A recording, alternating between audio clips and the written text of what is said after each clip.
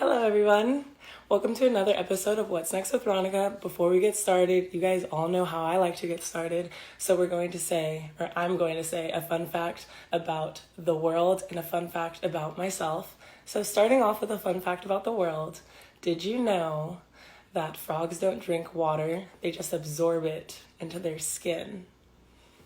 So cool fun fact. And then a fun fact about myself is that when I was in college, I'm still in college, but a couple of years ago, me and my best friend started a dance group called the Big Three, and we did pregame dances before each game and posted them on Instagram Live. We went kind of viral.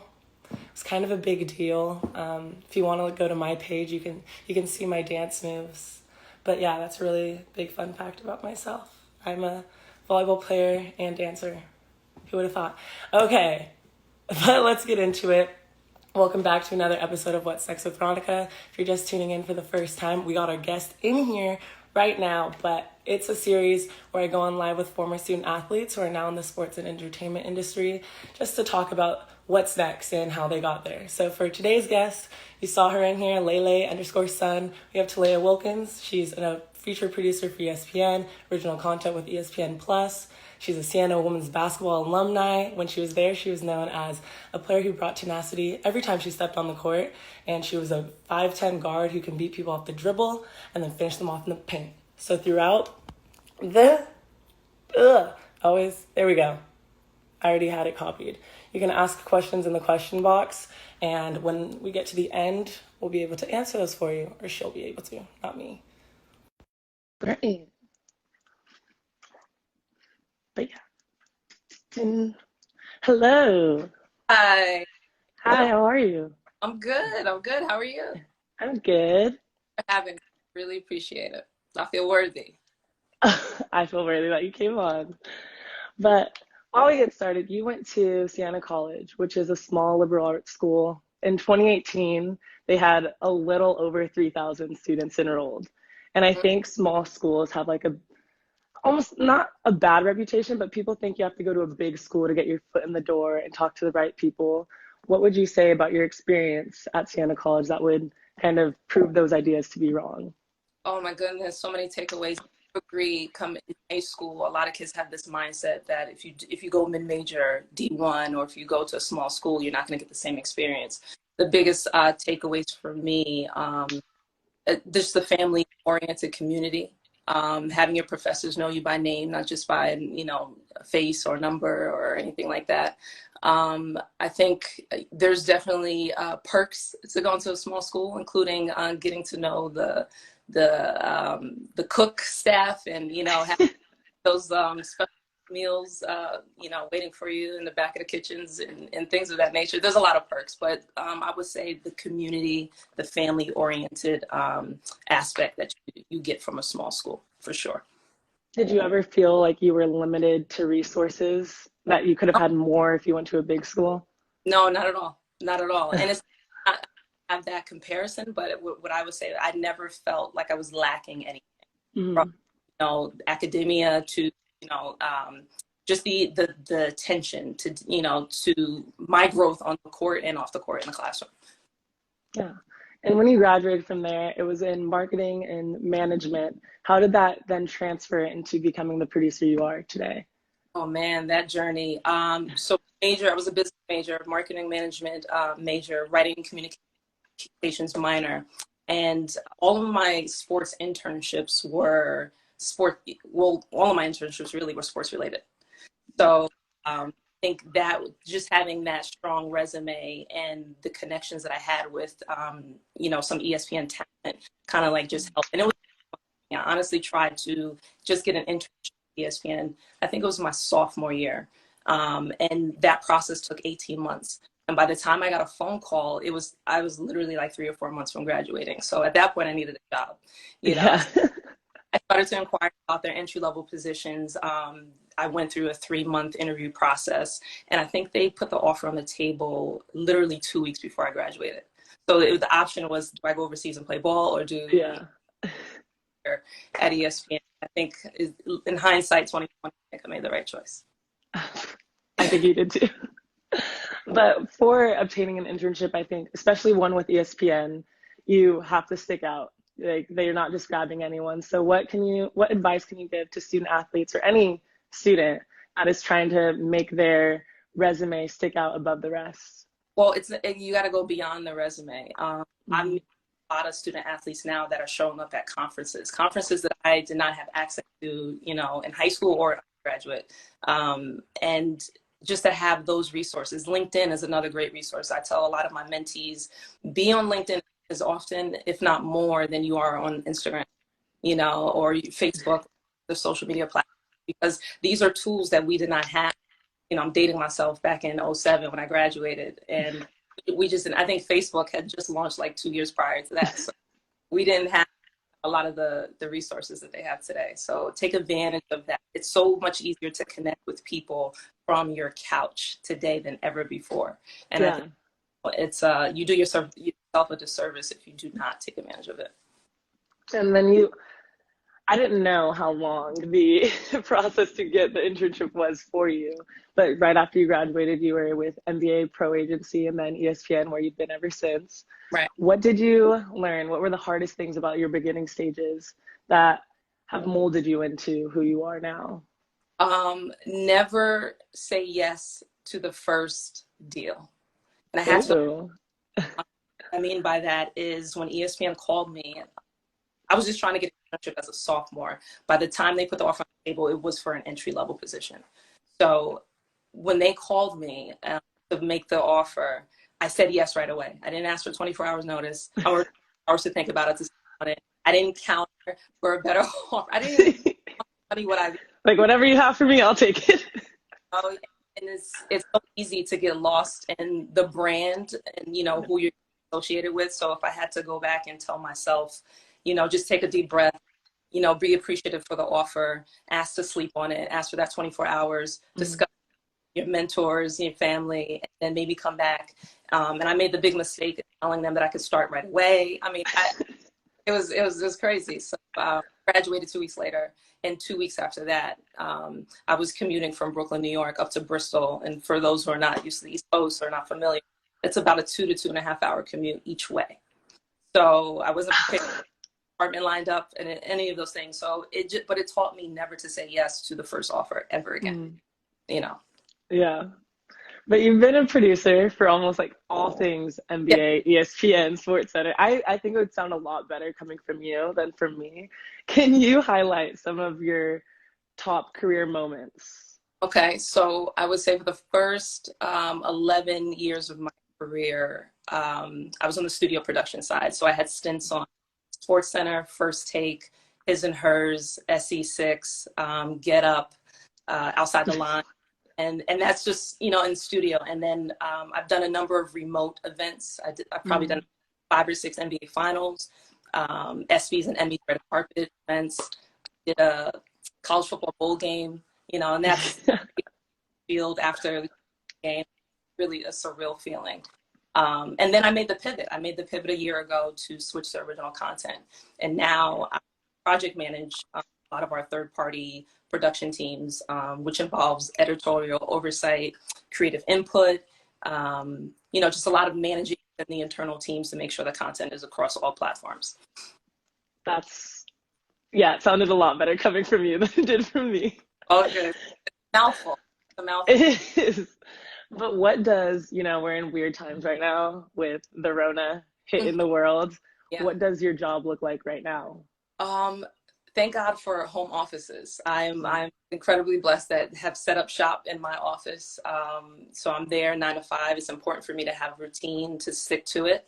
I think, as we keep hearing in the media, these are unprecedented times, right? Mm-hmm. So it's easy to succumb to the weight of that, or you can, stay connected. I think that's one of the main things I try to do every day: stay connected to my loved ones, to my friends, stick to a routine, be committed to that, work out, responsibly if I go outside, social, but just do things that I never, quote unquote, had the time to do, tapping into those other passions, outside of work, that I would have never had time to do before. Yeah, and for student athletes or students I'm just speaking to student athletes right now who are, trying to keep developing their skills during this time. What do you think they can do to keep up the development of their skills during times like this? Right. I mean, I'm trying to put myself in that mindset if I was still an undergrad now, because workouts are not the same without the supervision of your strength coach or your coach or things of that nature. So it would take a mental focus beyond belief. I think I would watch the Jordan documentary, The Last Dance, and probably feel rejuvenated. I would try to think that would motivate me to stay committed to my craft. But it's incredibly difficult when you're home, because I remember those summer workouts. Coach would send you home with a binder and expect you to, how it is, and expect you to come back in shape, and it's not the same when it's at home. So I would try to find a community. I mean, again, everything is at the tip of our fingers. There's so many apps, you could download to stay in shape, keep commitment. And it's difficult. I don't think there's a one right answer to this question, but I think I would, if I was a student athlete today going through this pandemic, find anything that would keep me motivated and committed to my craft. Obviously you have social distance, but that's probably like the best thing that I can think of, because it changes day to day. Yeah, it's weird times. It's weird times.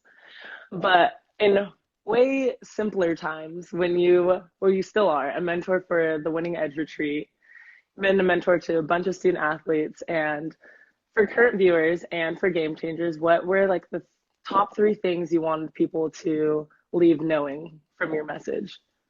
Oh man, this is similar to my definition of success, which is, and I posted this once, and it's being more than an inspiration, being a lifetime force, being the greatest reference, being the plug without the need of reciprocity, being the need you allow someone else to fill, and I think, and that's just a gist of it, but I think it's important to, as you climb up, to bring people with you. The one thing that I noticed at the start of my career, I didn't see a lot of representation in the room. I didn't see a lot of representation at the higher level. So you gotta break down those barriers, but you can't just be the only one. And I've had, I think, 5 titles at ESPN so far. Every interview I start with, I'm more than a quota. Yeah. And it's a very jarring statement. I don't recommend everybody use it, but you're more than what you represent outwardly. And every day I have to prove that I'm more than qualified for this job. Yeah. So I work with athletes with that, just understanding what the need is and filling it. That was one of the best pieces of advice a VP gave me a few years ago. Just once you identify what the need, try to fill it. Wow. That's powerful and really good for everyone that's listening, and hopefully people can take away from that. And as you've started with ESPN, when you started back in 2007, to being an intern, saying yes right away, to in 2018 being chosen as ESPN's inspiring woman, or one of their inspiring women, which is, what do you think about where you started and where you are now? What are some of the hardest lessons you had to learn through that journey? Well, I'll address your first question. Looking back, it is an incredible journey. I think I had to learn how to find the joy in that journey along the way. There are going to be some frustrated moments. There are going to be some setbacks. There are going to be a lot of no's before you hear yeses. And you have to figure out how to regroup and recover.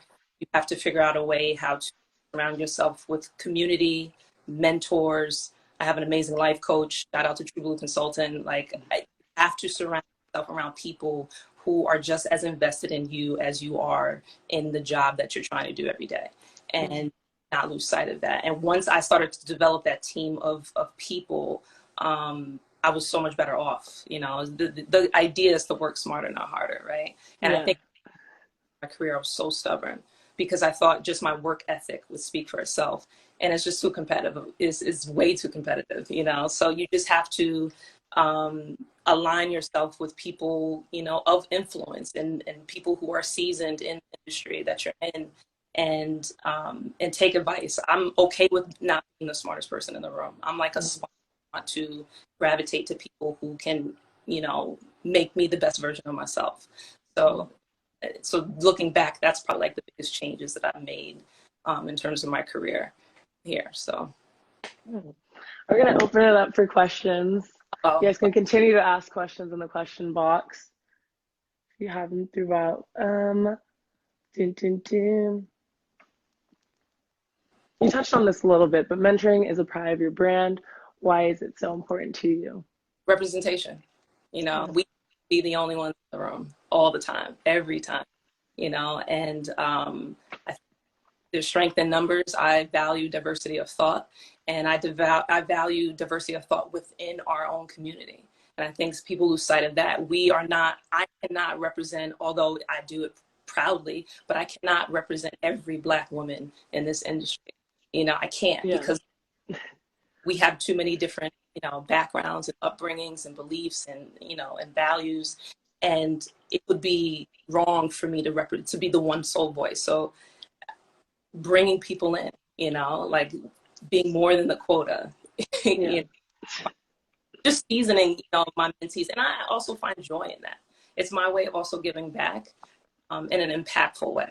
And my mentoring doesn't stop at the retreats or the conferences. You can ask any of my mentees now. Like we try to maintain at least monthlies or biweekly, you know, phone calls or text exchanges or things of that nature. No, I think that's a beautiful sentiment because when people are at the top, you'd like to think that they want to stay there by themselves. Like it's lonely at the top because they don't want to bring anyone up with them, you know. And you, I'm nowhere near. yeah, you share it all the love. Right, but no, on every level, it's incredibly important to ensure that you're not the only one in that room. Yeah. Let's see. Sorry, this one's so small. Were you confident in the room when you started out as an intern clipping highlights 12 years ago, or did it? I hate that I can't keep reading it. The model of the family, Anna Ray. Where was that discussed? She knows the answer to this. My confidence was at a very early age, and I think it was through sport. And once I felt like I could master my craft through sport, it just translated off the court, you know. And that's something that probably shows up when people interact with me at times. And then we have one from Kareen. What advantages do essays have when student athletes have when it comes to creating original content? Advantages. It's a level of sports acumen you have about it's going beyond the box scores, right? You to craft your storylines or your highlights in a way because it's coming from your perspective because you've played. So I think you have the advantage. But I will say, especially there's a lot of PAs that they're probably, you know, they come in, you know, recently graduated and they think they know it all, but there's so much more to learn on this side of the spectrum. And that's something I had to be humbled, you know, at a very early stage in my career. You don't know it all. You know, just because you know how to play well doesn't mean you know how to deliver that storyline or that feature idea from ideation to execution. So there's still a learning curve that has to happen. But I absolutely think there is a level of an advantage just having played the game. And I'm going to ask a question. So what's next with you? What is something new that you're working on now? Oh my goodness. So right now, well, ESPN just successfully just wrapped up The Last Dance. And I think the one biggest takeaway from my original content team is understanding how to produce and curate content around the 30 for 30 films. So I think that's without live sports right now, that was something that we experimented with. And I think that's something we're going to continue to do in the next 3 films. So there will be, you'll see in my IG stories and all that, I will be plugging a lot of content for ESPN Plus. You should definitely subscribe if you're not a subscriber already. Humble brag. Flex. So, but yeah, so that's probably like the very next step on my radar. And then outside of work, I'm a creative writer. You know, I love writing greeting cards on the side. Trying to figure out how to get that, you know, off the ground. It's been a passion of mine for the last 3 years. So now that we have the time, maybe I have the space. Yeah.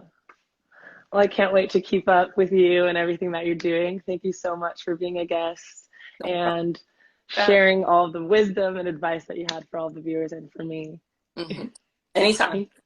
Thanks. All right, take care. You too. Bye.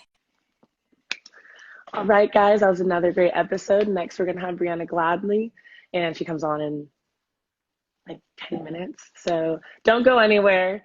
We'd like to thank our partners. You guys saw me sipping on it, the Mobot, the first original foam roll water bottle, and I used it yesterday. And let me tell you, my legs are really sore. This has helped for today, but yesterday it was brutal.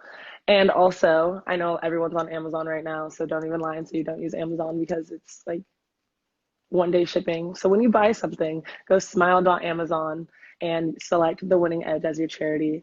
And your donation does not come from your cart. It comes from Amazon, so don't even worry about it. But continue to like, subscribe, follow, all those good things. We'll be on in another 10 minutes, and we'll see you then. Oh, no.